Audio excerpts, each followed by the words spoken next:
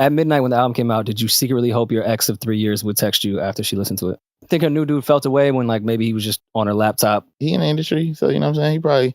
Oh, he ain't playing that shit in the car. He an industry dude? Mm-hmm. He ain't playing your shit. Say it was like Reason or Jid started dating my ex. I'm never listening to them niggas again. Only niggas who bigger than me or lower than me. I'm going to talk to your therapist tonight at Black Shit. We got to talk I don't know if she's really doing her job. Yeah, they got to change the budget with the therapist. It's not working for Boogie.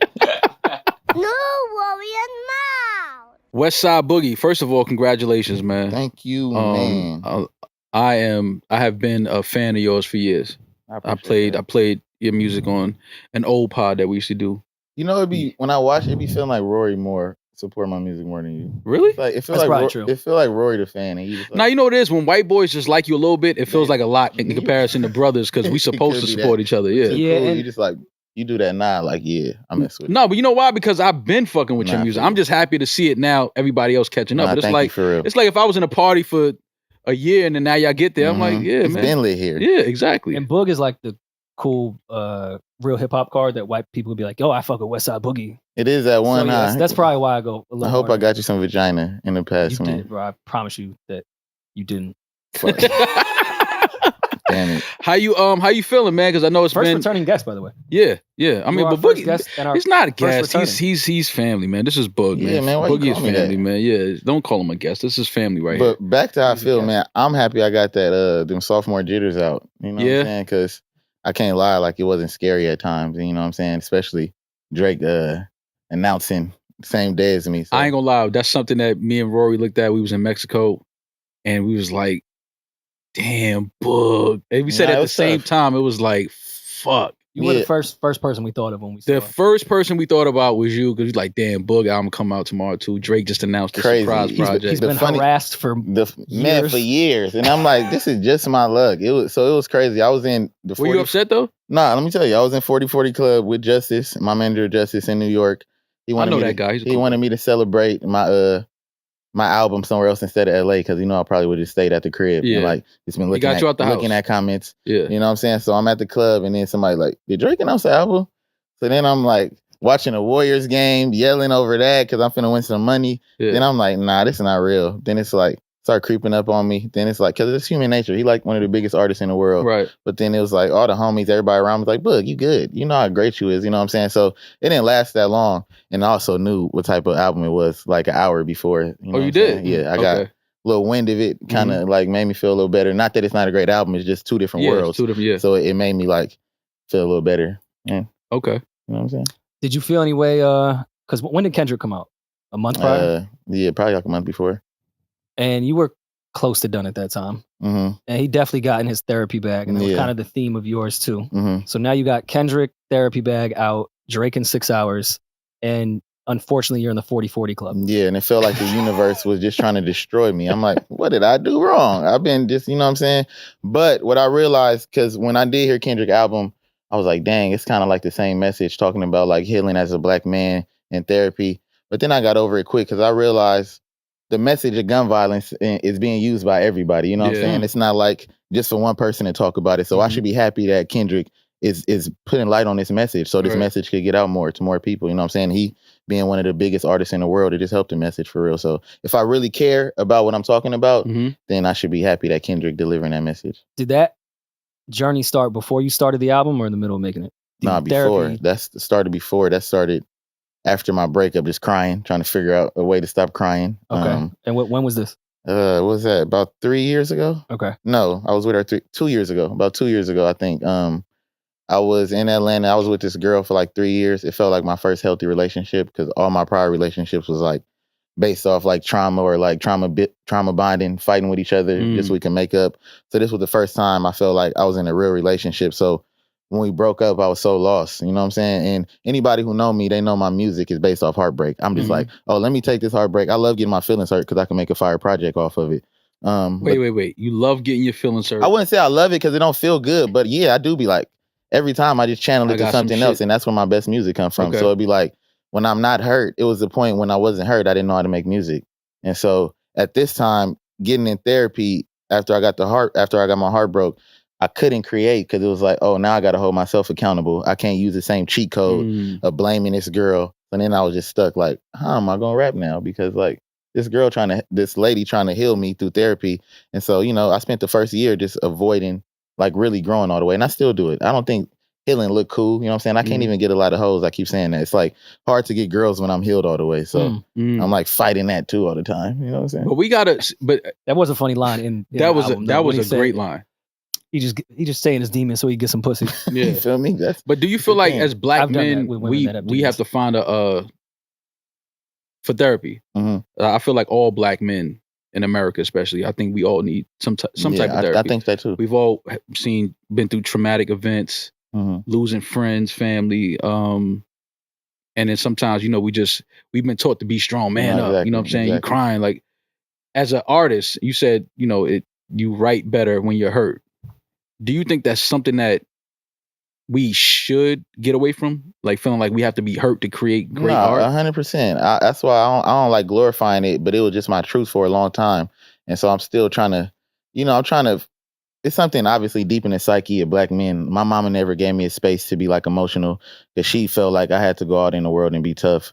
So I grow up and I think the stigma around like therapy for niggas is just like, this shit is for cuckoos, or you soft, like you supposed to just take it to the chin. So there's that I gotta get over. And then just like finding a way to draw from other experience besides hurt, or like trying to force yourself to be in the hurt all the time instead of like trying to see the light at the end of the tunnel. And I think in my previous music, that's what my music was just being hurt, but it not being like no type of light at the end of it. And I think with this album, I kind of like showed at least a glimpse of light. Like I'm trying to at least grow a little bit, because like I can't stay in the same cycle and say I'm trying to be an example for my kid or even be an example for people in the world if I'm just like not growing, consciously not growing. Right. Especially when I'm aware. And that's the part I hate, like being aware of stuff, because it was easier when I was ignorant to it. You know what I'm saying? Oh, that's a theme on this podcast. Yeah. Self-awareness is the most annoying it's thing. Trash. Like, don't nobody want to fucking... It makes me more depressed. Yeah, it's like, I hate it. How far into therapy did you start feeling creative again? Maybe like, I say maybe 6 months into it. But even then, it was still ups and downs, because therapy started feeling like a job.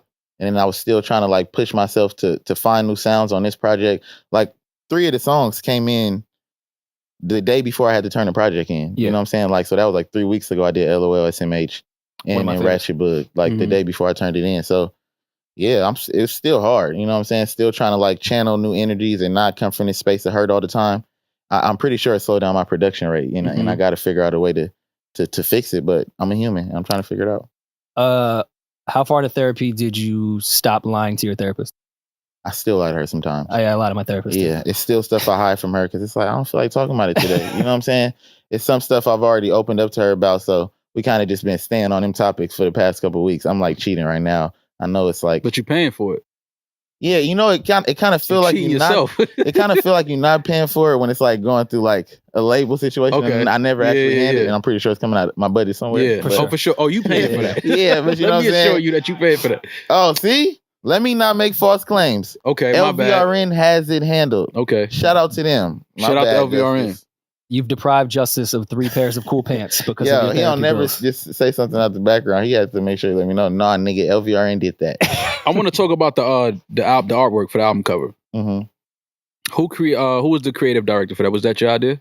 Nah, I'm not really like stuff like that. You're creative, not really. What you know what I'm saying? You can create anything. That's why I got. Yeah, I could. You're right. But with this one, I hate taking pictures anyway. I hate like photo shoots. All that shit boring to me. So yeah, it was either Carlin, somebody from LVRN. I'm just gonna say LVRN. I love the artwork. I said it last week on the show. I said I love the artwork. More black superheroes, just what it represented. Yeah. Having young black men on the album cover with you. I thought that was dope. I was at the freaking when I was at the club in New York, they was like, man, you so brave for putting your kids on the cover. And I'm like, nigga, these ain't my kids. Like, boy. I don't know them. Yeah, I don't know these kids. But, shout out to them. So who did the casting call for the kids? I don't know. Them little niggas were just up there. I pulled up. They was outside. Y'all got 5 minutes? Y'all got 3 kids out here somewhere? Hella weird, because one of them sitting on my shoulder. You know what I'm saying? Yeah. I'm like, man, he probably I don't know him. crazy. Exactly. This little boy got his meat by my head. Like, man. And you look tired. You got your shoulders back. You look like this took a little while. He looked like that ain't his son on his shoulders. That's what he looked like. Now that you really say all of that, you start breaking down his picture. That's you don't know them kids. As hell. Man. Can't be a superhero and not be able to pick up a 10-year-old. Yeah, that's true. Yeah, man, them kids be heavy, man. But the theme of it seemed to have to do with your relationship with your pops and your relationship with your son. Was that something that came early with therapy for the theme? Creatively, or that was something you wanted to do even before? Yeah, everything. For some reason, I couldn't figure out a narrow concept for the album at first. It was hard. I was battling LVRN to like push myself, stop doing the same slow songs every time, because I'll get comfortable if I know what worked for me. I have this theory that a lot of rappers low key want to be R&B artists. No, somebody said that to me yesterday, that you really just want to be an R&B artist and you ain't got the voice. Yeah. And I think that's really what it is. Yeah. And that's why I'm so inclined to like do melodies on beats all the time. So, you know what I'm saying? That first year in therapy, also like mad at them for trying to make me try new sounds was hard. And then the more I started talking about these things with my therapist, also having a 12-year-old and realizing like, it don't matter what I say to him. If I'm not leading by example, it's like at the end of the day, my words is not matching. So going through his phone, seeing him say cud to his friends, like pissed me off because I'm blood for one. And then also like, why are you gangbanging? You know what I'm saying? It's dumb. So I like that was the second concern. Not the first, right? I should have switched because I'm a blood. Yeah. Like, boy, why would you pick that side? But yeah, just getting through that first. Yeah, then just figuring out I had unaddressed trauma with my therapist, like stuff I was mad at that I didn't know I was mad at. I was always saying, like, I don't care my day night in my life, but realizing out the way I was, the way I shut down from affection and stuff like that started being more clear to me. And I started wanting to talk about the message and to start falling in play. I say like a year into therapy. You know what I'm saying? How do you approach relationships now? I'm not even saying romantically. Just with friends, I'm more patient. I know not everybody got the luxury I got of therapy and understanding conflict resolution. I grew up thinking like a fade with my homie is how we saw this situation. And I just never lost to none of my homies. That's why I'm still their friend. Because I can't picture myself really with my ego getting beat up by the homie and just like sitting with him all day after he just stumped me. You know what I'm saying? So trying to figure out conflict resolution, understanding conflict. Now I feel pussy because I've definitely lost a fight to my friend. I'm still cool with it. Yeah, we're still cool. I'm just not with it, man. You know so therapy's not working. Yeah, no. It's letting me know that fighting not with my ego. Now that you say that's a good point. But it's letting me know that conflict resolution isn't just fighting. It's me like having patience to understand your point of view because your truth is your truth. But also not getting took advantage of and standing on like firm on my morals. But yeah, just trying to approach my friendships in a more patient perspective. You know what I'm saying? The album comes out as an artist, as a creative. The feeling that you had before it comes out versus the next day. Like, how do you feel now that it's out? Everybody's listening to it. People reacting. Some hate it. Some love it. How do you feel now as a creative? Like, okay, this was something I worked on and watching people respond to it. Yeah. So the next morning I was hungover like shit. So I didn't feel nothing but like me throwing up. But to fast forward, when the day settled in and I felt like, and I started like I started seeing a reaction. It felt amazing, obviously, because it's your art. I've been working on it for years, even though we in the space of the world where everybody dropping every week. It's hard to cut through. You know what I'm saying? If you can't, not everybody is afforded the luxury of disappearing, living in your mystique. So I was grateful that I was able to withstand the test of time and drop another project, and that people still cared about, regardless of the negative stuff, even though it do bother me. You know what I'm saying? But I didn't see a lot of it because my shit just that nice. And I'll never search my name on Twitter. So that's the thing for me too. So the people who add me, it'd be like love most of the time. So yeah, it felt great. Then it started being like, I've been feeling it. I've been knew this. Y'all late. I fuck with y'all, but I appreciate it. But come on, but I've been knew how good I was. Yeah. So then there's that part. And then it's like, all right, what we gonna do now? Like, how we gonna elevate again and how we gonna like be better than this project now? That's like the thought, the next day. Nah, everything in this next day. I'm telling you, my brain crazy. It's like, I'm like, nah, all right, we gotta figure it out now. Cause it's just like. But does that make you nervous? Cause you were saying, this all felt like this was my therapy album. I'm obviously still working on shit, but you said most of your music derives from pain. What happens when you get over the hump of not being fully healed, but healed? Yeah, so what freedom I did. Do you want to make happy music? Because dance shit is popping right now. I'm not gonna do that. I love it, but I can't do it. Well, maybe one day. I'm nice like that. But I'm also saying like I think doing this project and the concept of me having different personalities just like open a lot of different doors for me to like do more stuff now and give me more freedom now that I've introduced like my ignorant side and people can't just box me in as this rapper or just a gangbanger rapper or just however, you know what I'm saying? Now I could be Ratchet Bug when I want. I could be Anthony and I could just do whatever. So the LA Leakers freestyle. Yeah. One of my favorite. One of my mine too. And I appreciate you saying how Anthony got off the most because like that was probably one of my favorite people are always saying like, man, Ratchet Bug went crazy, but I really feel like that first verse was crazy. But yeah, my bad. You know you crazy, right? For you to be able to sit there and write from that type of perspective, there's like a part of your brain because you have to jump into each of one of those personalities. Not crazy in a bad way, but it's like that's some genius. And I appreciate that. And what I gotta say is it's showing me the importance. And it don't gotta necessarily be management or just having somebody in your life that you'll let push you, where that's like gonna hold you accountable or like see greatness in you, that see the greatness in you, and it's like gonna make you step into that greatness. Cause like I would have went up there probably and just got off thinking it's like my greatest verse ever, but it's having a team like, no, you could do better than this. Let's try to do something creative, and you know what I'm saying, and push me always like. And it's uncomfortable, but it's necessary. So, how important is it for you to be with a group and people like LVRN? Because that's a family. Like every time I see you guys, I'm just like, yo, I just love, and I tell her all the time, like I love what they're doing. I love the fact that they're so invested in each other on a personal level. Because to me, if you're gonna work with somebody, especially artists and creatives, you have to understand the person, the artist. Like you can't just, we need a record, we need a song. You know, a lot of labels, that's how they work. We need a record, we need a song. And it's like, but with LVRN, it's almost like the cool kids at the high school in the cafeteria at the table, and everybody is dope and everybody has a talent and everybody plays their part. How important was it for you at this point in your life as an artist to be surrounded by that type of energy? Man, I didn't even know how necessary it was until I got around them, because I had management before and I thought I had the greatest manager in the world because this was all I knew until we hit our ceiling. Then I got around people that wasn't just letting me slide, they was calling me out.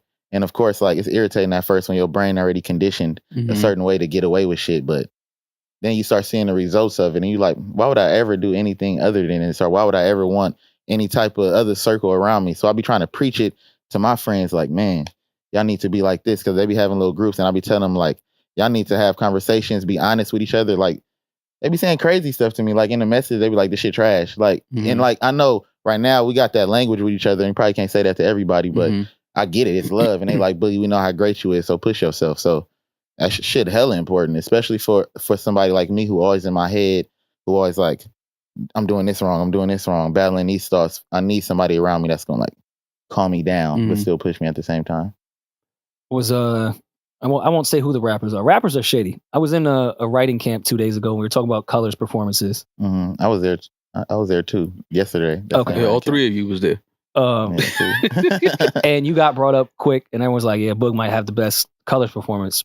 And then another rapper that did Colors was like, man, if I would have known I could change outfits.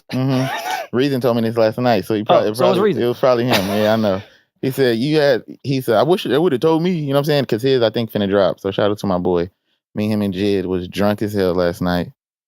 That's an interesting group. Yeah, we was getting cussed out by Jid manager about how, I wouldn't necessarily say trap rappers, but, you know, just in that space are outworking us, and how we think just because we creatives that we gonna beat them, you know what I'm saying? And he also said we the reason people getting killed, because little black kids is getting killed because our message isn't as big as it's supposed to be, because that's our responsibility. So harsh, but got a little validity. He put all of that on y'all. That's a lot. Crazy. Harsh, but you can't put that on. Harsh, yeah, obviously. But if you think about the core of it, I know what he was trying to say. You know what I'm saying? Like y'all need to do more and be more active and be more present. And I understand what he's saying. But why would the trap rappers be outwork? I want to know the definition of outworking. I think not outworking. I think outdropping. It's really the word is just outdropping. We don't.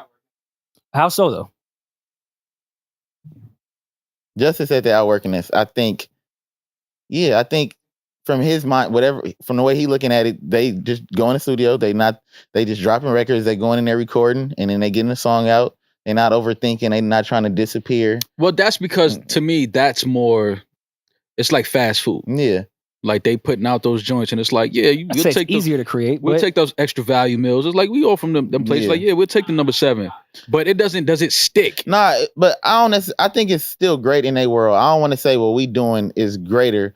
I just think if you're gonna choose at this point, I'm learning if you're gonna choose to play the rap game or the music industry, you gotta really choose to play it and understand it for what it is. Because an artist was saying last night, like, but we do it because we love it, and I understand if you don't care about money or like your finances and you really doing it for that, then don't complain about how the situation is. You know what I'm saying? Right. But if you was trying to play this music game and survive, play it at a high level. Outwork is the wrong word because it's a different approach in the way y'all create. No. You guys are more album based than just constant single based. It's a different approach. He can't tell me I'm outworking if I'm trying to figure out stuff in my brain all day. Like it's not like I'm not sitting there trying to write 24 hours a day. It's a different approach where they're allowed a higher volume. Let me explain. It's not about volume.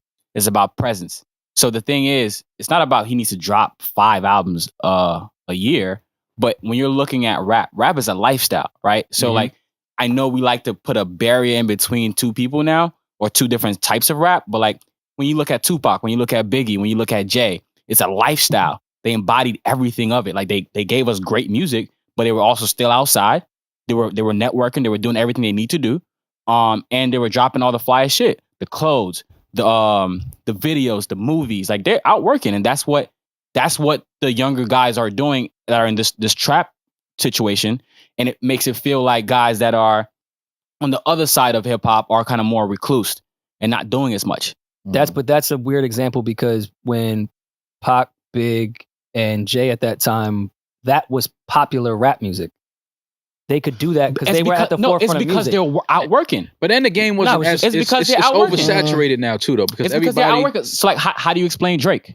Right? Like, that's what I'm saying. It's like if the mentality switches as I belong to be in the same space as a Moneybagg Yo, for example, and my music is not going to deter any of that, you're going to put yourself in that space. Then how would you explain Kendrick and Cole? If we're going off that's the definition Kendrick is not a real example because people forgot Kendrick when he first started. Now he's in a different space. He doesn't have to come outside. But when he first started, that man was working. He was outside. But I don't think he Kendrick hasn't really been outside since Section 80. Yeah. Like, what do you mean? When he dropped Good Kid, Mad City, he wasn't really outside like that. When he dropped Good Kid, Mad City, he was not outside like that, no. How was he not outside? Where was he? My man literally was riding through California on top of trucks. Literally was in was at a Dr. Dre show and got the keys to the city. Like he did videos with Dr. He was really doing what rappers were supposed to do. Visual though. It's not per se working and going out every like. Kendrick wasn't a lifestyle the way Jay was with the champagne club culture and button downs and that entire shit. No, obviously based off the music. Obviously, Kendrick is not as outside as Jay was, right? But again, there's a difference. Doesn't change the fact that he was still doing what he was supposed to do in their space. Like for example, we're talking about Jay, Reeves, and Boog. These are all super fucking talented people. Obviously, sure. I think Boog's more talented, but neither here nor there. I think that I never see any of them outside. I never see any of them do what rappers are supposed to do. Do you think they're afforded the opportunity to be quote unquote outside? That's the question. Huh? That's a good question. You say what? Do you think they're afforded the opportunity to be quote unquote outside? You create the opportunity. Because I literally watched the artists, like for example, I watched the artists like Travis Scott, right? Like it wasn't like Travis was always destined to be where he was. He created the opportunity. That's a fact. Yeah, and that's what I'm saying. The mentality has to change because it's like at the end of the day, this is rap, this is music, right? I can stand next to 21 Savage, I can stand next to fucking whoever it is, right? And I know my skills are on your level, so we're supposed to be in the same room. Now I'm gonna do all the fly shit that I'm supposed to do because at the end of the day, rap is for kids. Kids love rap, and you have to make the shit look fire. Okay, but I watched Reason do a video with Ab Soul where he brought out fucking 10,000 people in front of a cleaners in Carson. Like I've seen him do the same thing. Jid did a 1,000 tour day after the Dreamville shit. Like I've watched them constantly go outside. When was the last time Reason went to One Oak and tried to make everybody in their fans? I don't think that's the strategy with the type of music he's making. That was my point of saying Big and Pac and Jay. And that music was at its height when they were doing that. No, that's what I'm saying. That's a perception. When Jay used to go to fucking whatever club that was popping in New York, he bought the whole table fucking champagne bottles because you're gonna know my name. You might not like my music, but you're gonna know my. Reason didn't lose 92 bricks and still crawled back. He can't afford a fucking table at One Oak with all the champagne. You say what? You said what? Reason didn't lose 92 bricks and still crawled back. Like that's expensive. But I'm sure Reason can look at Top and say, hey, Top, I really want to go outside and I really want to do this thing. I need a budget. Let's figure it out. But if that's not you, then it becomes corny. Yeah, I think it's just it all depends on the artist. Like you can't. I understand what Justice is saying. You need to maybe like Boog needs to be out more and be more, in people's faces and connecting with people on a real level more. So I understand working in that aspect, but I just think that the game is a little different now. I think that with like drill rap, which is like the popular rap now, the popular sound, it's just a little different because now a guy like Boogie is looked at as like a wordy or like trying to kick knowledge type of rapper, where it's not really that. It's just that it's not the drill. It's not I want to say basic because it's an art form to that drill shit, but for sure, it's not as complex as what Boog is doing, switching, into different personalities and characters and rapping from different perspectives and things like that. I just think that, you have to find a medium. Like you make a great point. And I'm gonna just say this last thing because it's not my interview, it's Boog's interview. I'm gonna say you make a great point. The only thing is what I'm saying is that you don't have to go to the club, right? Yeah, absolutely. You don't have to do all these things that are low hanging fruit that obviously you would assume a rapper would do. Yeah. But it's about creating your lifestyle. Like for example, Kanye West was an artist that was not like Dipset. Yeah. But his lifestyle was fashion. Yeah. He went to Paris. Yeah. He did all the things that he was supposed to do to create his lifestyle and document it to make it a thing. And that's what I'm saying. It's like they haven't created what their lifestyle is. You take an artist like Tyler. His lifestyle is Fairfax. Right. And he created that lifestyle and that movement because that's a part of rap. And targeted that group first. That's a fair point. And even with Cole with the Dollar and a Dream tour when he first started, like I understand he targeted colleges. For sure. You have to create your lifestyle. I do understand what you're saying. It's true. I think it is true to both sides, but I think I guess us type of creators got to find a way to work efficiently in the same way that works for them. Because, like you said, we can't just go out and go to the clubs because that's not going to work for us. But we got to stop thinking we could just live off our talent in a creative video or a short film or something like that. You know what I'm saying? And it's little one pieces. You do got to create the lifestyle, but I don't think everybody know how to create a lifestyle either. That's not difficult. Shit, not easy. No, it's not. Especially if it's not genuine. It comes off like you create a lifestyle when you just trying to bar up. You know what I'm saying? So I see something like Boog and Jid. If y'all could do something like every week, y'all just hang out on like different college campuses and just get in. Nah, they're not gonna put me in no college world. Why not? I'm just playing. And just do like ciphers with like the students that go there. You think I don't like backpack niggas? You don't like backpack? No, I hate backpack shit. No, because that shit boring to me. Nah, it's not boring, bro. That shit is it's a different. No, I take that back. It's only boring because we ain't make it cool yet. It's not boring.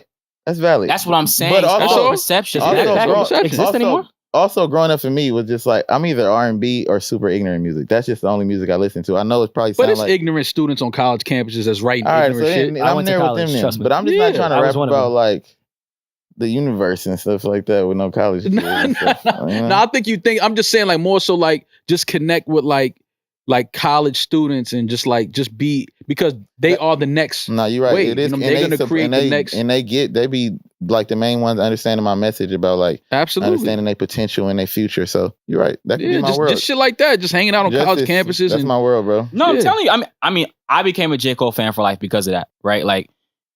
Like college students are a huge market, right? J. Cole, Wale, even Kendrick. That was their circuit, for sure. Right? And they worked it. Like Cole might just on a random Tuesday be walking to Howard University campus. Mm-hmm. And that just is what it is.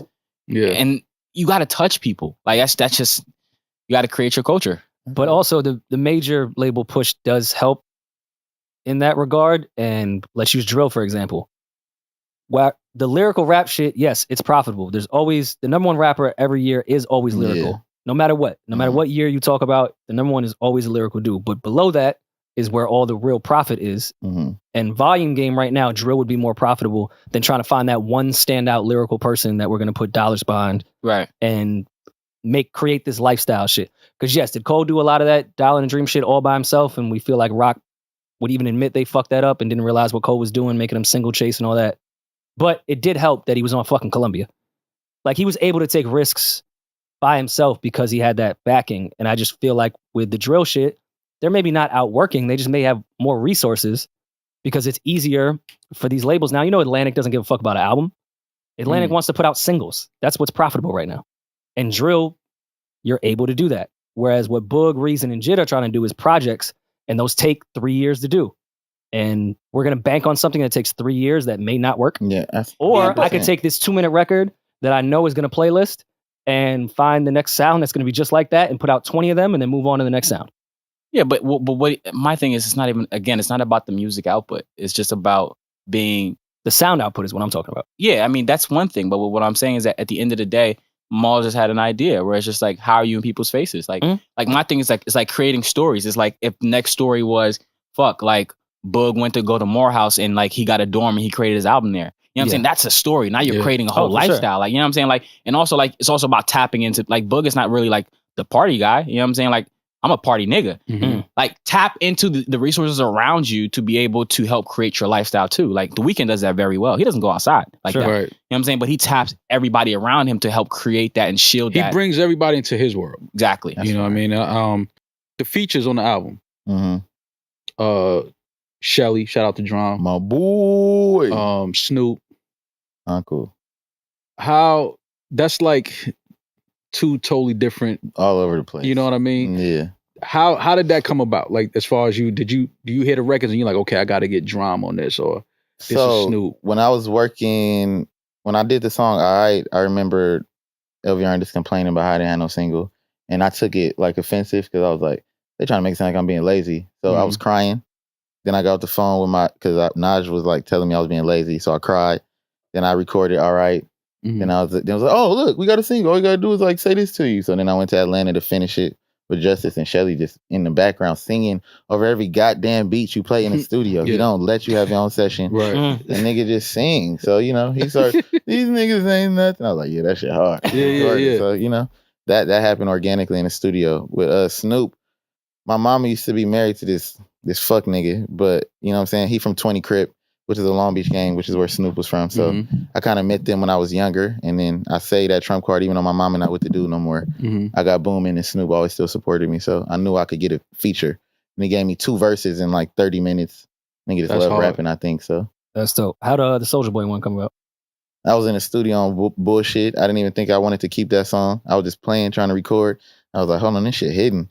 And I was like, it's giving me, I don't know, this gave me Soulja Boy energy. And I was playing and I sent Justice a text like, yo, can we get Soulja Boy on this? And like, got it back in a couple of days. I like it. When I saw it on the track list, I was like, it was random. That was when I was like, Soulja. I heard the beat and I was like, all right, where's this gonna go? Reason walked up to me yesterday and said, or 2 days ago, said he didn't like Snoop Dogg verse on the album. I don't know if Reason want Snoop to know that. But, but fuck it. Oh my God. See, that's what I do. I just be rambling sometimes. Hey, it's all good. Fuck it, man. It wasn't my favorite Snoop verse, but all right, man. I like that Snoop was on it. I love conversation. It's Snoop. Exactly. You know what I mean? Like it's Snoop. We not expecting Snoop to go in there and kick your ass on the verse. Crazy, man. No, I liked it. I didn't not nobody like the gonna verse. kick my ass. Not you, Snoop. Not nobody. Not Smino. Not Smino. That's one thing I like about. He's a cheater though. He been words. That's not even. I can't compete with a nigga who make up words. Like, that's one thing I like about Snoop was Boogie, making though. up words. No, he said Saturday.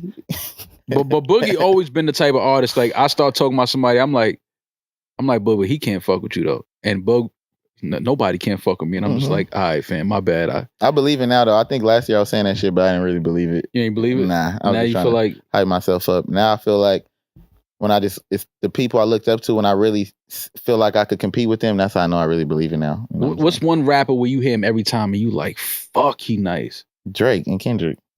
Those are the two. Them two niggas. Every time Drake do some time of day in the city, like 3 a.m. in somewhere, you know what I'm saying? I'm like, damn, this nigga get on my nerves. Or when Kendrick when I heard Count Me Out, or the song with Kendrick fighting a girl on the album, those 2 songs, I was like, fuck. Shit got me hot. And I get Speaking mad. of Kendrick album, he wasn't even rhyming.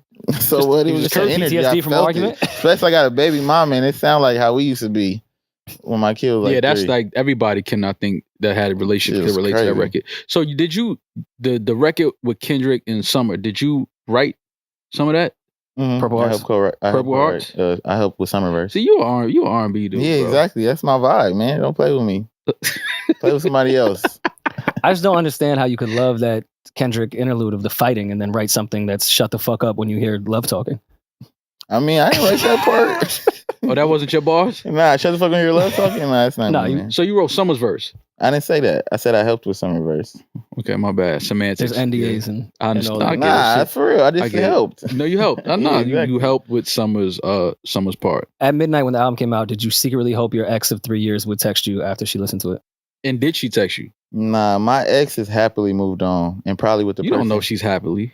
I lurk her page every day. Oh, so she's happily. You know what I'm saying? Yeah. And What do you think of the new dude? I think they good for each other.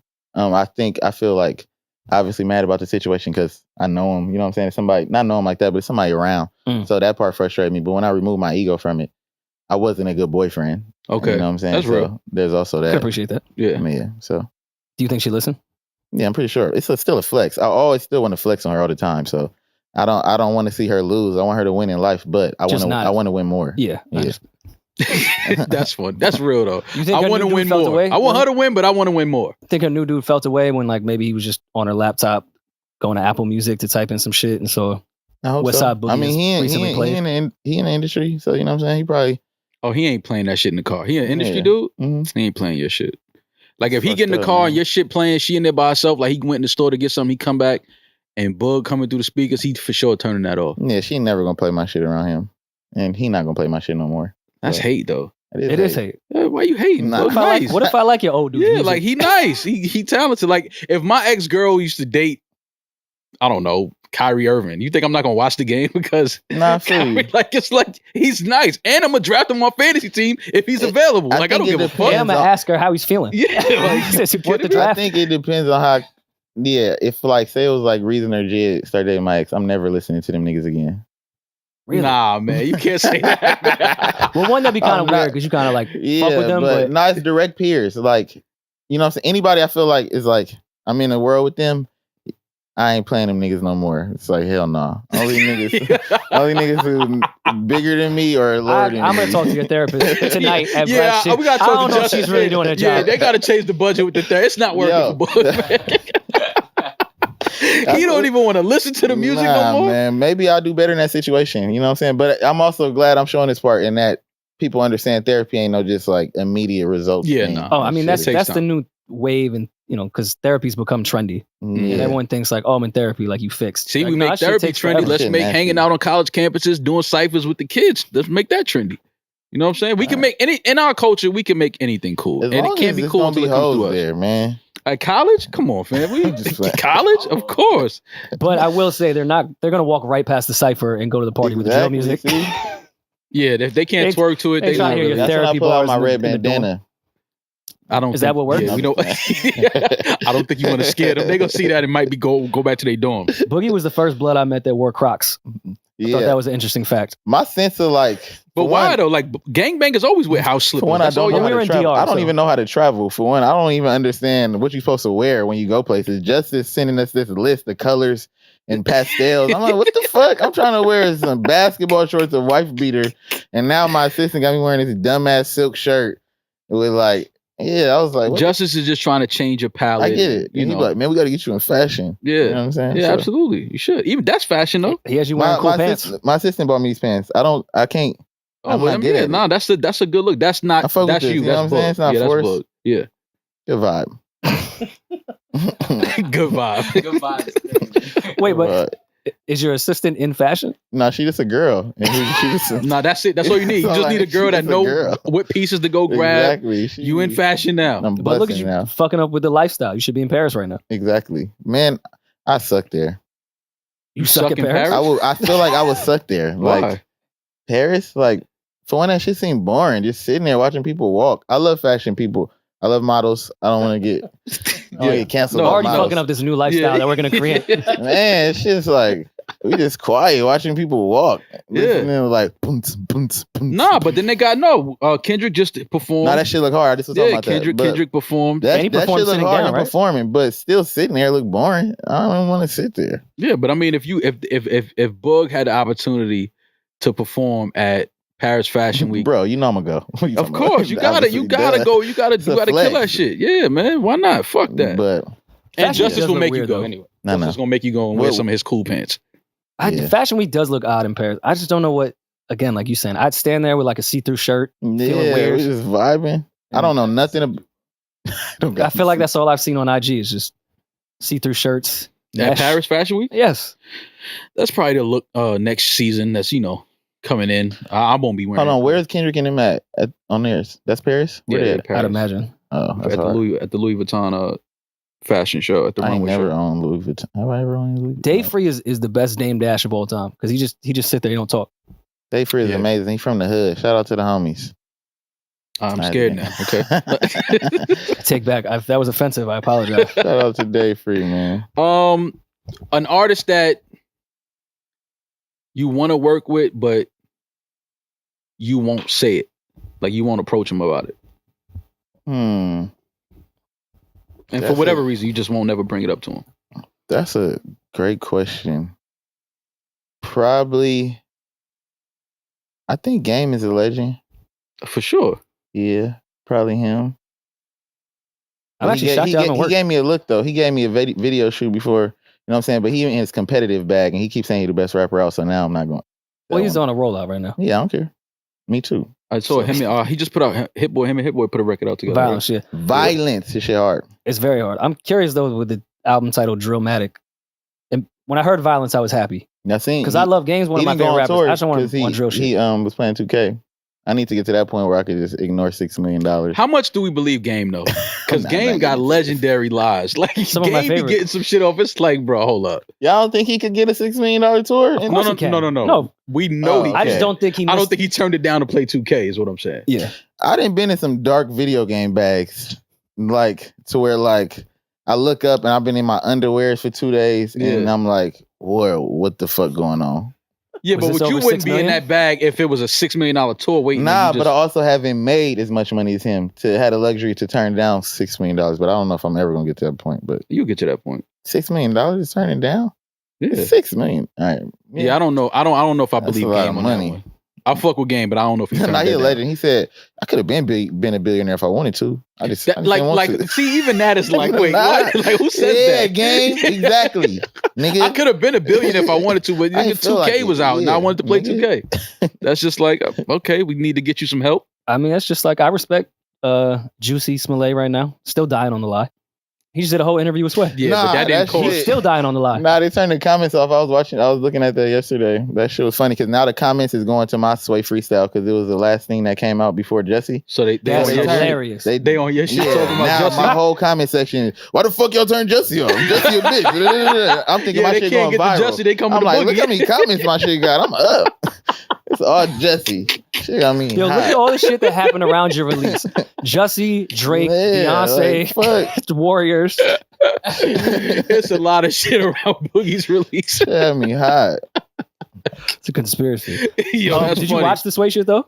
Nah, I just went to a couple parts. I kept trying to look for the part where he called out the let me get these letters right. LGBTQ community. The one way to remember that is let's get Biden to quit. Oh, I'm up. I'm finna use that every time now. No, that shit ain't falling off the bike was so funny. But anyways, fucking yeah, I watched some of it, but I couldn't find that part where he called the community out. So, but he's standing on his truth, right? He said it's the truth still, right? No, he's standing on his lie. Yeah, I mean we know he lied, but he gonna die. I can respect it though. So if he if it ended up coming out that he told the truth, y'all gonna all like publicly apologize to my man? He's not telling it. Boogie, if you've been in situations where niggas have gotten jumped before, I'm sure. You think if they had a Subway sandwich, that Subway sandwich is making it home with that gentleman? Nah, facts. One of the homies gonna pick it up. Like, yo, fam, and we taking your sandwich. Nah, he hilarious. That's it. We know Jussie is lying about that whole thing, but he wanna die on the lies. It is what it is. I don't know. I don't pay attention to that shit. Shout out Jussie, man. What show is he from? Empire. Yeah. Where's your love life now? Because after this album, I can tell you, it sounds like it's in fucking shambles. It's not in. I think I'm more what I've been trying to do. I've been thinking because I'm being honest with girls that if I still move like a fuck nigga, that it exempts me from all like blame. And I'm trying to realize, even if I be honest to these girls, and I don't, and then I tell them I'm not ready for a relationship, but I see that they still on relationship time, and I still move forward with them. I'm kind of still wrong in a sense. You know what I'm saying? It took me a while to get over that. Yeah. So I'm being honest. Like, what's the problem? Yeah, well, you're also exactly. being an asshole. Yeah. So yeah, that's the other part to that. So I'm dealing with like, I've been like going out because my album came out and I've been inviting all the girls I talk to. And it's just like, I realize this is messed up because like, you know, they just all feeling the way they can all tell. But I'm like, man, I told all y'all the truth. Mm-hmm. But hey. As far as being a dad, how do you feel like that is affecting your career in a positive way? The patience part, just because like when stuff not going my way, I don't know how I could correlate it from the two, but I'm just more patient in life because of my kid. So there's that. When I'm like feeling low, like even before I go perform, I always like just picture my kid right before I go on stage for some reason, or I like tap his face on my phone or some shit like that. And I just it's like a cheat code for niggas. If you got a kid, it's always like a source of strength. Every time you feeling down or low, it's like I got this whole life I'm responsible for, who I gotta be a light for. So that's how Rory is with Baisley.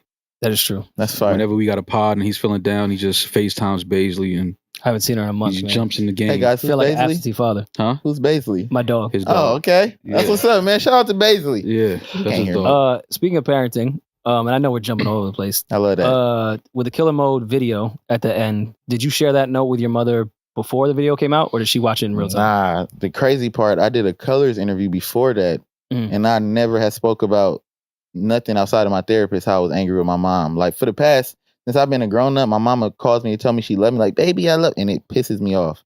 Like it irritates me. I was like, okay, you doing too much. You know what I'm saying?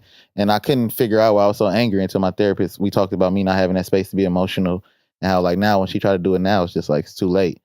So I said that on Colors, and my mama called me the next day, like being passive, like, what you doing? Yeah, I saw your interview. Like, and then, you know what I'm saying? So that part, her not being offended, we had to get through that. And then she finally came to a space like, I get it. And you know what I'm saying? And she was just mad that I didn't talk to her about it first, which is understandable. Yeah. So when she saw that letter, she wasn't tripping because I had already went on a whole interview about how she did me scandalous. Mm-hmm. Yeah, I tried to talk shit about my parents behind the paywall on Patreon. And then I found out they paid it. Caught your ass. Yeah, they paid for the paywall. Caught your ass. Yeah. They paid the $10. So my daddy too, I be going, he sent me like a Facebook message like once a year. He left my life when I was 12. And then he just sent you a Facebook message? No, I'm gonna tell you, fast forward, I got a brother on my daddy's side who older than me. I hadn't seen him since I was 12 either. And then when I was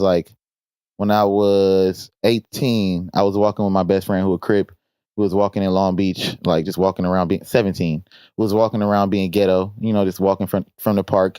I seen my brother and I'm like, damn, I ain't seen you in forever. He grew up to be a Crip. And I'm with some Crips he don't get along with at the time. So I'm like, everybody cool. He like, I miss you. Give me your number. I'm going to come see you later. I go to my baby mama house at the time before my kid was born. I had already ran away from home and was living with her. So me and all the homies in the front yard. I gave my brother the address, but then I thought about it like, it's probably not smart if my brother come over here because I don't want them to get into it. I had already gave him the address at this time. So let me make sure I don't dry snitch or nothing. So either way it go. That night, my baby mama house got shut up. My brother didn't do it. I'm not saying he did it, but wait. I'm just trying. Wait. We can't do that. I'm just saying. He's a sus. I ain't saying he did it, but he's a suspect. I'm just saying my baby mama house got shot up. So either way, and my best friend got shot in the neck. I only bring this story up to talk about how after that, my daddy reached out for me for the first time since I was 12. It was like, why you try to set your brother up? And that shit pissed me off because I was just like, what? That's only a black family story. Like, no other culture could tell that story. That's a black problem. You know how we see the black problems we got, Rory? You're Irishmen, though. Y'all don't do shit like that. We're fisticuffs more than guns. But you know how we said Logic should be the face of 23andMe? Yeah. I think now maybe Boogie could, for finding your sibling. That's a crazy ass story. Yeah, so then my best friend got shot in the neck. It was our first time doing lean, so he didn't panic, and I feel like that's what saved his life because he was just sitting there like chilling. Like, damn, I'm shot. No, I think the bullet in his neck caused him to chill. I'm just taking it. No, he wasn't crying though. He was just like I done seen people get shot. I got shot and I was screaming like a little bitch. In the neck? No, I got shot in the foot. So yeah, the neck is different. It is different. So maybe he was like, I ain't moving because you don't want to. Yeah, it could be that you can't move. Yeah. So. Yo, why you trying to set your brother up? Your brother definitely shot that fucking. He shot that house up and said, "Yeah, that little nigga tried to set me up." And that shit had me hot because I'm like, I had just walked in the house like 5 seconds before. So it's like, damn, niggas was trying to really smoke me. Like, I know it's nighttime, so I know you wasn't aiming at my homie who liked the op. So then my daddy, and I didn't reply to my daddy. So then like 5 years later, I got a Snickers commercial. Mm-hmm. I go to his page. He like, I don't listen to my kid music, but I like this, and posted the Snickers commercial with Elton John. So that's such a proud black dad. Yeah, I'm like, look at the message. I don't listen to this music, but I like Snickers. Like, goddammit! Exactly, I like this bitch. But was that message right above the? No, that's not even a message. It's on his feed. He's finally proud to like shout me out. You know what I'm saying? So then he just sent me a long message like, I be listening to your music. It seemed like you got resentment towards me.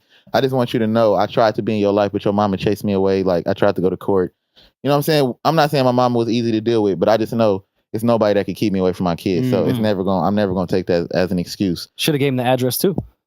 Exactly. He would have shot that shit up too. Popped it about the give me the goddamn gun. So at no point the friend that got shot in the neck didn't ask you, did you set me up? He know. Okay. I mean, he was there when it happened. He know like how I blew it. You know what I'm saying? By even giving up the address, but also like. Wait, were you there when the house got shot up? Yes, nigga. That's what I said. We was standing in the front. I was like, I'm finna go pee. As soon as I got in the house. Oh, you set him up. Oh yeah, that's shady. That's why you walked off. That's why you it was like AZ crazy. and Belly. I'm about to blow. That's Done. why, I know. That's why you gave him lean. And you gave him lean to paralyze. And it's my no, for one, I didn't give him the lean. I didn't even take none of the lean. He was. I know you gave it to him. You were sober as fuck. He bought that shit from somewhere else. Man, shout out to my best friend. But I'm glad he's okay though, for real. Man. Boogie, that is one of the craziest fucking stories I've ever heard of. I know, man. But and then my brother a pastor now. He's a pastor? Yes. Oh wow! Did you speak to your brother after that incident? Hell no, I ain't never talked to that man. But I got a message from him one time saying he a pastor. I think he just act like the situation don't happen. You know what I'm saying? How come Paul doesn't like us? Damn, that was crazy. For real? I think Paul doesn't like you. Right? I just think that because like, you my man, I just got to take that beef with you. Yeah, I don't think it's not that he don't like y'all. I don't think he walking around holding that energy. I don't think Paul cares that much about me. I think it's valid that he would be like hesitant to fuck with y'all if y'all be critiquing the label so much. But out of love though. Do we critique the label like that? Do you think you do? I think I can make a case that Rory and I have supported a lot of the shady artists. I don't think no one supports in media more of that roster than Mona. I agree with you. From the start. I definitely, but you critique the infrastructure, the system of the shady system and the way it's set up, or the business model? Yeah, it's the same way I do every other label. Yeah, every other label. But it's more so because of the artists that we know that the sign is shady, how talented they are. It's just like I want to see them get a fair shot, like, and I want to see them get the opportunities and have the access that a lot of other artists have that are not near as talented as the roster that Shady has. That's all. And I feel you, and I know that's coming out of a place of love. Yeah. But y'all gotta understand the other side to it is like, all right, if y'all going, what y'all right to critique, if y'all gonna do this, it's also my right to just not fuck with y'all. Oh no, without question. Let me explain. I know y'all don't care. I also know y'all don't care. I also know y'all don't care. I know that, but I would just say, it's no disrespect to anybody. I just feel like, I understand if I may have said some things that you may feel some type of way about, or somebody may feel some type of way about, but understand it's never like any intended disrespect. Like, you just don't agree with my point of view. It's his baby. It's his project. Oh no, I'm sure, but I just be getting weird text messages from people that work at Shady and like, see, probably me. Yeah, it's probably you. Like, bro, calm down. I'm just playing. I never said that. But it's all out of. It's a critique because I feel. Because again, I forget a lot of the shit. I've also never heard none of this. I ain't gonna lie. The critique towards Shady. So. From what I can remember, I think it's a lot of old previous shit that was said, and we were standing near it, so it's kind of like, But as of recent, we did a Conway interview at Soul House that was like for the audience, and we put it on Patreon. I don't even think maybe some of it made YouTube. Yeah, it was like clipped up. And I think I could be wrong because I always am not sure what I say on this podcast, and then I look back, I'm like, oh fuck. From what I remember, all I said was it appears like Conway did most of this rollout by himself. I said appears. That's all. And you can't be that full of yourself to get mad at somebody saying that. Yeah, so I think how does that bother you? I think the misconception that why I'm so cool with being that shady and I can't speak on other people's problems, my expectations is just different. You know what I'm saying? I don't go into it expecting them like to hand me a bag of money, create ideas for me. I think it's just to help when they can and like I just look at it like you letting me have your platform to make my platform bigger. If Eminem handed me a stack of money, I'm just gonna look at him like, I'm gonna owe you this later. I'm not taking sure, this. absolutely. You know what I'm saying? So it's not really nothing they can do for me. My rollout come from my infrastructure, LVRN, my homies, and you know what I'm saying? I think everybody should have their own team when they go in the label situation. For sure. So if Conway he probably did do it by himself. He probably wanted to do it by himself. Who fucking knows? But yeah, I just don't know what would you expect the label to do for artists during rollout? What do you expect? Like, is it certain looks? Is certain like why you not doing these magazines, or like what do you expect? I think at this point with the majors, it's certain looks. Yeah, okay. Certain late looks, night because shit, every artist, like, artist should not get the same looks as other artists. Of course not. But it's just certain energy and certain just you see certain artists that's like, damn, like he's so dope or she's so dope, but she doesn't get the push and the attention, and she doesn't get the whole building behind her like this artist would. Yeah. And granted, you have to work up to that, but my thing is, if I'm in the building and this is my team, this is my family, this is who I'm with, and we have access to these things, like, just give me a certain amount of looks on these different legs, so I could be like, okay, you can help push my shit to the front a little bit. But again, it's just we talking, we just throwing ideas back and forth. It's not disrespect, it's not hate. Like, we don't hate anybody. We don't. I feel like Shady Sign's a lot of self-sufficient artists, especially with Griselda like that. Yeah. So they are, I think, in a lot of sense, a bank. Like, I took a bank loan out to buy my crib. When people come to my house, I'm just like, yo, you see what me and the bank did? Yeah. Like, I mean, I put the crib together, but the bank helped. Yeah, you know what I'm saying? And yes, M, I just get to learn from M also at the same time. It's far, then they are a bank too, because that's my label. Yeah. But I don't want to make it sound like they just that, because I think a lot of majors to some degrees are, though. You said, huh? I think a lot of majors now are just that's all it is. I mean, which is you know fine. what I'm saying? It just is what it is. Understand the game you playing. That's what we was talking about. Yeah, but banks, if you have a certain amount in the bank with them, you walk in, they take you to a private room, offer you champagne. Hey, now, when the next dude come in, it's like, I got an account here too. Like, give me a bottle of water or something. Like, don't just be like, yo, what you want? Like, yeah. And it is. I remember being at Interscope with feeling like I had no leverage there, because I didn't have LVRN, who already got Summer and Black, who was more established than me, to like give me more leverage, or just like Paul being able to get on the phone anytime. So yeah, it's a real thing. You need that leverage, and I can't never say I don't ask for a lot of stuff either. So maybe I should get better at that, and I can give y'all a real honest opinion on it, because whatever I ask for, I get. I don't ask for a lot. So you know what I'm saying? How did the Shady deal even come about? I don't even know the history of it. Shit, it was God. It was no formula. I was back broke, ran through my advance. Didn't understand what paying taxes was. 2015, as most artists. Yeah, 2015. I had no financial literacy, which is something obviously we got to fix. So yeah, they dangled. Pause. Dangle sound crazy. So they dangled $100,000 in my face. That even sounds crazy in my face. So they did that. And of course, thinking I'm gonna change my life, thinking the world gonna get easier. I'm finna sign. I signed. I'm not saying it was a bad decision, but I also didn't know what I was signing at the time. But I was able to move out, finally get a crib on my own. My baby could finally be in a good neighborhood. That lasted about a year, because I was buying Postmates every day, buying weed every day. Shit adds up. Back in the hood, and which was always my fear, because like, you gonna look like the one that made it and came back. Yep. So back broke. I had $20,000 left, and I had to pay $40,000 in taxes. So I was sick. Ended up on a payment plan. I'm on that. So now. Back just recording. Interscope not really answering my emails no more, because they don't really like my manager. I didn't really have no leverage. We kind of hit our ceiling with that. But I did have a good relationship with my A&R, who signed me initially. So he didn't like give up on me, but he was just waiting for me to figure it out. And I had to stay at home with my homies, keep recording. And I think the universe or God or whatever you believe in just like saw that, and just at the same time, Eminem calls out, or Paul Rosenberg call out of nowhere and say like, oh, I don't know how we found you somehow, but I showed Eminem and he liked you, flew me out the next day.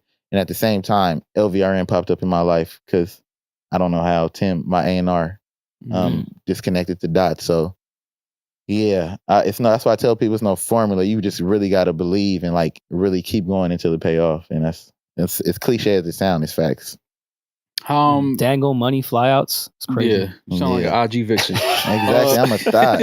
And then I had LVRN Everything's took me for to sale. Soho House. You know what I'm saying? Bought me a little Soho. Yeah, took you on a nice Tricked date. on the boy one time. Yeah. That's how you got him, Justice? I was mad we weren't able to come to the album. Yeah, I wasn't allowed, my boy. We were banned. Yeah, I'm not allowed. We were banned from the Soho House. No, I'm just fine.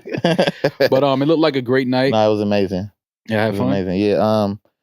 I'm glad I was able to like hear my music in that type of environment instead of like in a dark room and actually see people like reactions to it and like still deliver my message, but people having fun. And that's I think is a real like a growing thing for me because like I never seen that. I believe you're one of those artists that people are gonna go back to your projects. Probably like when I get smoked. You're gonna take off. You're gonna become this superstar one of these years soon, I believe. And people gonna be like, damn, like, but this project was fire. That one. And that's why to me this project was important for you to get out because I do believe that this is gonna be the one that people go back to and be like, yo, nah, he been putting out some dope shit. Yeah, and that's why I'm not really living in the space of like waiting for recognition from people and more so like enjoying the process and giving myself credit because if I keep waiting for the world to catch up, I drive myself crazy. And it might happen after somebody shoot me or something and then the world love me. Like who knows? You know what I'm saying? So speak that into existence. Yeah, no, please. I mean, God no. I'm not trying to do that. I'm not gonna get I was about to say I'm not gonna get touched, but then it's like, nigga, you ain't untouchable. Highest high, lowest low in making the album. Highest high was when it came out. That was probably the high for me. Lowest low was just like feeling like I didn't know when this project was gonna come out or what the direction of it was. So maybe like 2 years ago, super low point for me. I didn't really have no motivation. It was tough. I was doing random features, get some bread. I still be doing that sometimes, but and then tell Justice make sure they don't clear it. Yeah, I just be like, man, my manager's tripping, man. I'm just saying, but I need the front end. You're in therapy. Where do you find fulfillment outside of music and family? Coaching my kid basketball team. That's really. I love the videos you put up with your kid when you record him and he hates it. Mm-hmm. He's at that age where he's like embarrassed at everything his dad does. I love it. I'm gonna keep doing it. But it do hurt my feelings sometimes. I went to his game like 6 months ago and I was late. And one of his teammates was like, "Oh, Darius said he was happy. Darius said he was happy he wasn't here." I was like, "Ain't that a bitch?" Damn. And I was like, "I'm gonna wait till the end of the game." Halftime came. I'm like, "Come here." Yeah. And then I had to check myself. Like, I do be too like hype, OD, living vicariously through him. Yeah. Like, you know what I'm saying? So I need to be a dad at the games. And probably but that is being a dad. You proud. Yeah, but I be tripping though. Like, and sometimes he be like, "You don't understand the game. What's going on the court?" You just it's like, boy, I'll be like, "Man, I've been playing basketball longer than you." He's like, "You're not playing right now." You at that age, you sound like that. Yeah, I've been doing this since I've been doing this. Yeah, so he would have went to the league, but I pulled my hamstring. So he be on that, and you know what I'm saying? He might understand the game better than me now, just because he actually on the court. You know what I'm saying? Yeah. So. That's dope though that you had that type of relationship with your son, man. Trying to scale back. Do you want him to pursue music at all, or do you? Nah, because I don't because I think he'll be trash. Because I think my first initial reaction to everybody is that you're gonna be trash. That's not a good thing, but he gonna have to show me he nice, and so that's a tough road for him. He's more athletic than creative. He don't even know how to dance, so he don't got no rhythm. And I feel like it like plays a part into being able to rap good for some reason. Absolutely, rhythm for sure. Rhythm and rap, I believe it. My kid got no rhythm, so you get that from his mom. Got to. He didn't get it from you. Have rhythm. Yeah, because she's stiff now. So, but she used to throw it. She used to be throwing that wagon. I ain't gonna lie. That's how he showed up. Yeah, exactly. Raw dog assassin.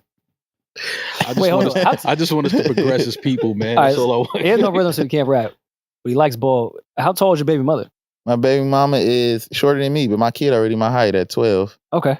Yeah, her dad and all them is huge, and my brother's 6 foot something, but me and my mama just short. But me and my brother got different daddies too. So my mama like this nigga's the most interesting rapper I've ever sat down and talked to, by far.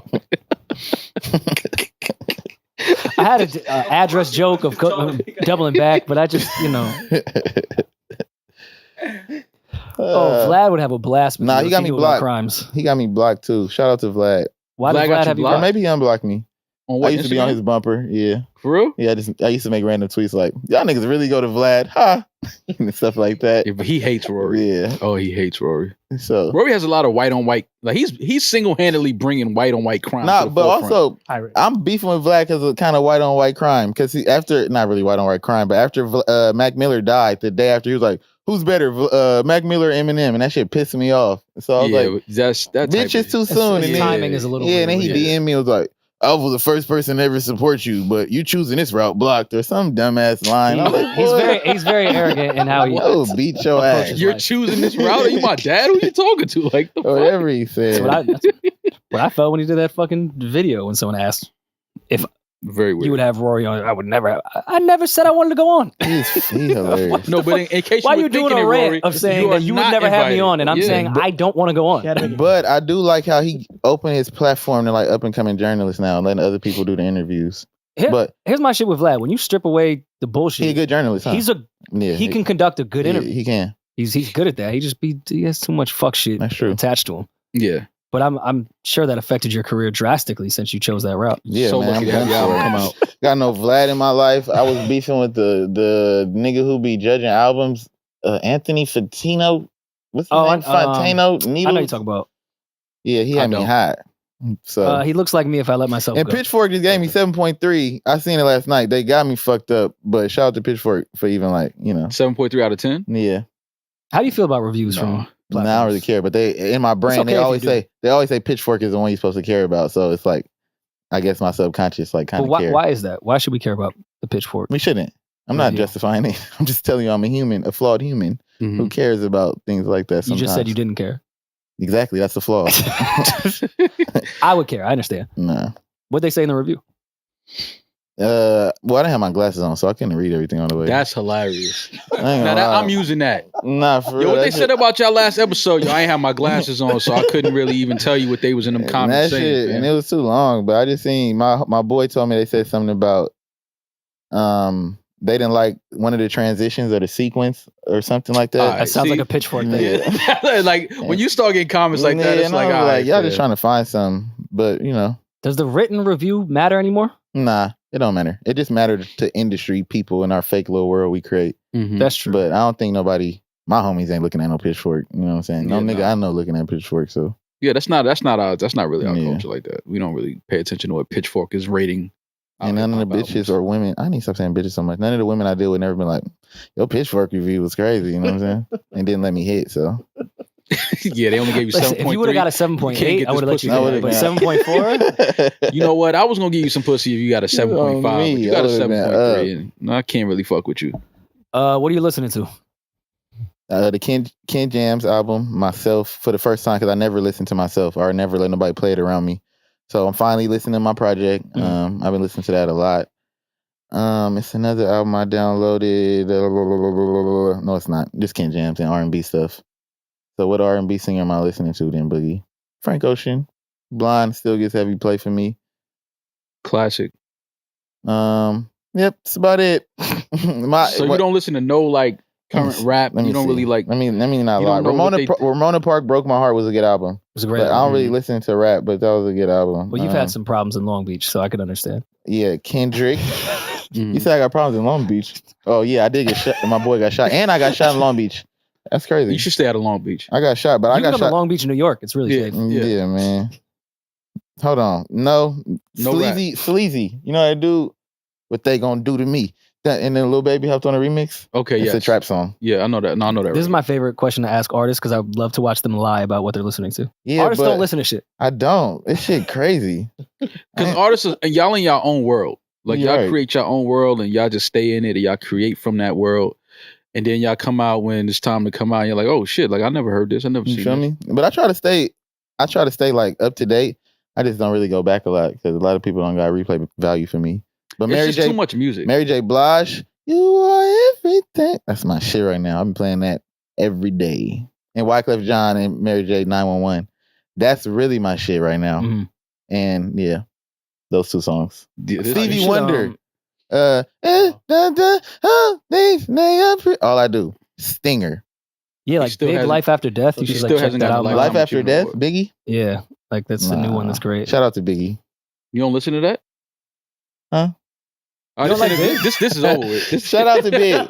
Nah, I'm not really a cultured hip hop fan. Like, that's interesting. I don't know. No, I've never. Then it's gonna be crazy. I've never listened to Outkast album through. I've never listened to Life After Death. I'm not even sure I listened to a Tupac album through. I just listen to Big. I wouldn't be. I just listen to Lauryn Outkast is Hill. weird to me. You never listen to a because you Tupac kind of sound all like the way Outkast. through. Nah, I don't think I have. And I hate this because it's such a cliche question, but I'm only asking because you just said that. What'd you listen to growing up? Church music. Okay. And then Lil Wayne. Lil Wayne took over my life, and that was all I listened to. I get it. And then Jay-Z, I got on my Jay-Z bag. Jay-Z and Wayne was my two people I only listened to as rappers. And so I hated when people used to say Biggie was better than Jay. Used to piss me off. So anybody that go against, you said what? That's a good manager right there. We talking about my life, what I was raised on. I listen to him as like a rapper. He's one of the greatest rappers ever. I'm telling you in the hood what I was listening to. Conway got in trouble for saying the same thing you're saying, but go ahead. Yeah, nigga, it's Eminem. He the greatest. I listen to you're not doing this to me. But fucking anybody who beefed with Jay-Z, I used to just not listen to. Like, I never would listen to Nas because he was beefing with Jay. That's interesting because you a West Coast guy. So and then I just like singing songs. Oh, I love Ja Rule.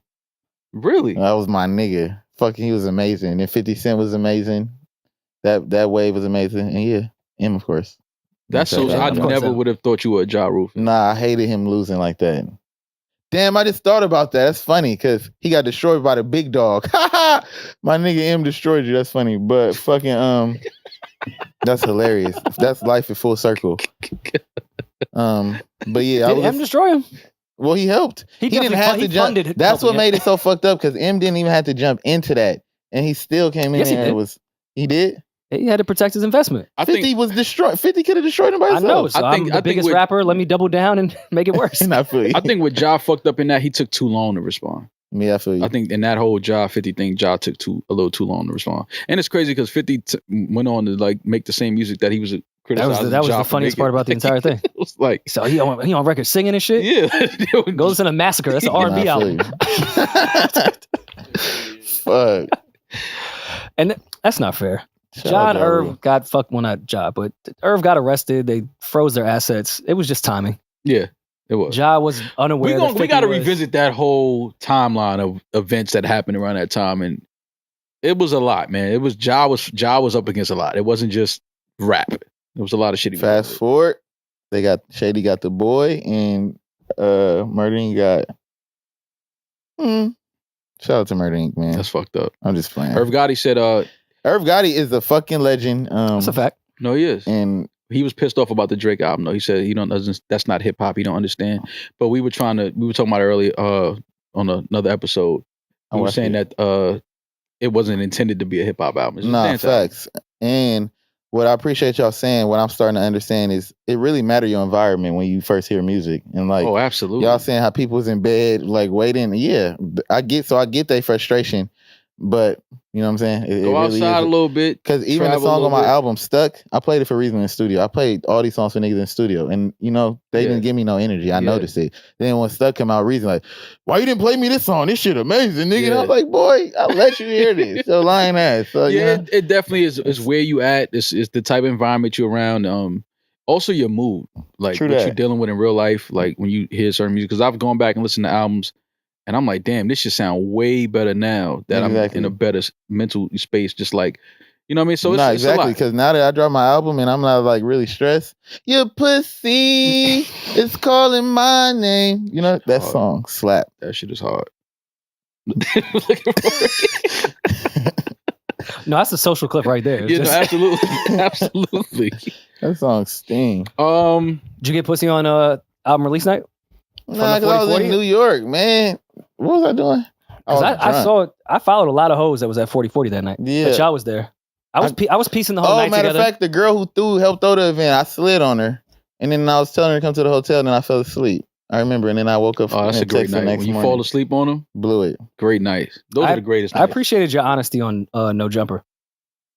Which part? Well, I'm always honest, you know what I'm saying? So. Yeah, but it was like a different level of honesty. Yeah. Like there's honest, and then there's some shit you probably just shouldn't say. Nah, and I knew, because that's such like, the only podcast my homies from the hood watch is shit like No Jumper, because it's like they put all the gang members on there to give a platform to up and coming artists. So I knew I had to be responsible with what I said and like make sure I didn't let like it turn into a clickbait moment, because I know it can. Even though I said the Selena Powell shit like an idiot, and that's what I'm talking about. Turn into a clickbait. Okay. Yeah. Shout out to Selena Powell. Free her. Free Selena Powell, man. No, she locked up? She locked up. She got 2 years. For what? I don't know. She didn't pay her taxes on that money she was I gotta look though. It was something though, but it was right after the interview. And I was like, fuck, huh? Probation You would put some violation. Oh, there we go. What was she on probation for? Doing me scandalous. I called the boys on her. I'm just playing. No, I didn't. I don't call the police. Never. You gonna put something on her books? I did not know Selena Powell was locked up. I ain't gonna lie. If Selena reached out, I'll put something on her books because like that's noble. I'm a caring person, and I really felt bad for her when we had that talk. So I respect that. She drove a getaway car. Oh man, come on, CC. Oh, who better than that, Queen? She really out there. She in the streets. Let me not say Queen. Somebody said, or the black girl told me they don't like when I call other people Queen that's not black. Well, 2 women tweeted me one time when I called somebody a black woman a queen, and they said, "Don't what was the word she said? Basically, like I was like being condescending type of thing. No, but I was like not objectifying, but I was doing something to it. It was like, everything is offensive. No, they don't like that word no more either. Yeah, everything is. But offensive. I know how I be using it sometimes. When they be like, girls be talking too much, and I'm like, you got it, Queen. So I get why they would like. And that sense, of course, it's like, you trying to just be funny, but I really wasn't. And they told me that, oh yeah, you're trying to like something. You always something. I was do it on Twitter though.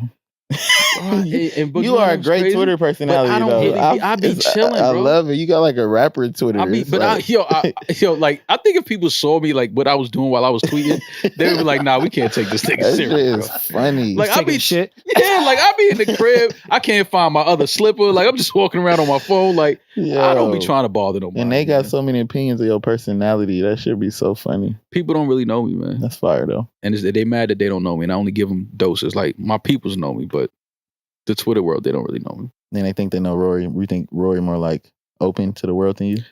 And they have no idea how socially awkward Rory is. He's most socially awkward person ever. Yeah, they have no idea. I'm like, what? Wait till you see this guy in person. He's not going to speak to you. That's hilarious. No. He's not going to say anything. Oh, y'all love Rory? Wait till he's in the room with hilarious. you. Like, he won't say anything. Nothing at all. So yeah, Boog, more black superheroes. Yes, sir. Congratulations, man. We appreciate you coming through, kicking it with us while we out here in LA. Thank y'all for having me. I'm finna try to go be in this writing. I'm not going to this writing camp. You got to go to writing artists. Camp. Get out your comfort zone. Do stuff you don't want to do, man. Except for you. Not living your rhymes. Learn from me, please. Tour? Any live shows coming up? Wow, I just announced it today. Announce it. Thank you, Rory. Did you? I knew it. I told you he was Rory. Boog's in my house. I literally woke up, showered, and came right here. I didn't see anything. I just announced it today. Tickets gonna sell tomorrow. I don't know when it's coming out. When it's coming out? Is this out right now? Is this live? What is it? No, this is Tuesday. Yeah, okay. Next Tuesday. We took a whole break. You thought they were just watching a blank screen? You're right, actually. I'll be just all over the place, man. Shout out to Tuesday when it's come out. Shout out to my tour, too. Y'all go get some tickets and all that. Westside, who you on tour with? I'm bringing Grip. Shout out to Grip. He from Atlanta. He hard. Big Shady gang. Nobody say nothing crazy. No. All love. I'm not saying a word about somebody named Grip. Yeah. He got it on him. I'm chilling. That's my dog. Shout out to Westside Boogie. Shout out to LVRN. Shout out to Shady. Super proud of you, bro. Happy you got your project out. Than't you, man. I appreciate y'all. Shout out to y'all and y'all growth. Y'all know y'all leading the way. Oh, man. Thank you, man. Appreciate it. We out here just trying to push the culture a little bit. I hate when people say that, but yeah, we're doing push that. The culture, man. You see bullshit, y'all leading the charge. Boogie is crazy, bro. I'm trying to leading the way, man. Leading the way. Leading the way. For who? I do that a lot. Behind us? Just talking shit like, come on, you can't bullshit me. You call one of my default answers. That's when I be in the club. Leading the way. Nobody. The other day, I was leaving a restaurant, and it was like this homeless man. I gave him some money, and I was like, "All right, man, keep killing it." And I was like, "All right, yeah." You know what? No, listen, we're gonna let Boogie go. I promise you. Listen, are you gonna go to Black's birthday party if you don't go to camp? I'm definitely there. That's what I'm trying to. That's a lie. Stall time. No, I promise you, I'm going there. Justice Black Album when? I don't know. All right, fuck yeah. We was talking y'all about it all last episode. We was trying to figure it out. Check out Black new record. Umi Says. Did I say see, right? that's how I know you didn't listen to any music growing up. I did. I know it's a remake. No, I just heard the original song that day when my assistant was like, "You don't know this a remake?" And I was like, "What the fuck? This shit hard." Anybody that didn't hear a Tupac album definitely doesn't know that Umi Says is a remake. Like, I'm not even mad at Boogie no more. Like, he knows Ja Rule, and that's it. Like, he just dissed his mother on his album. Oh, that's hard. He didn't listen to Umi I like Says. that. That's hard. Sometimes you gotta diss moms. Therapy taught me that I don't your have. chicken wasn't that good. All right? I thought I had daddy issues my whole life. It just up until recently I found out I have mommy issues. Mommy issues. Yeah. That's I had no crazy idea. when you find that out. Yeah. Well, sometimes Umi does not shine the light on your world. No, they shine a light to you to get your ass up and go to Hold on, school. who is Umi though? Mother. Umi means like grandma. In Arabic. Or mom. Oh. Yeah. That's tight. Yo, listen, man, Bug, we thank you. We appreciate you coming out, kicking it with us, man. Congrats on the album. Thank More you, black man. superheroes in your DSPs, in your phones now. Yes. Boogie on tour with Grip. Check out the tour dates. Follow Bug. Very interesting. If you're not following Bug, you should be following him because he's hilarious. Good Instagram. Love his personality. Shout out to LVR and shout out to Shady. Gang, gang. All love. Bug, we'll see Carl you soon. Rosenberg. See y'all soon. Y'all coming into the party tonight, right? Yeah. It's lit. Yeah, we definitely Is it gonna gonna be go party. lit? Yeah, it's gonna be lit. We finna get drunk. We're gonna treat it like DR again. Boats and hoes. That was the most relationship DR trip of all time. It was no hoes. It was girlfriends. I know. We was over. It was mad Well, girlfriends. I paid for my cell phone bill. Mm-hmm. Yeah. I swear I'm trying to wrap this up for y'all. Listen, man. Thank y'all for listening. Thank y'all for coming on this audio journey with us. Shout out to Bug once again. Proud of you, bro. Appreciate y'all having me, man. Peace and love. We'll talk to y'all on the next one. Yes, sir! No worry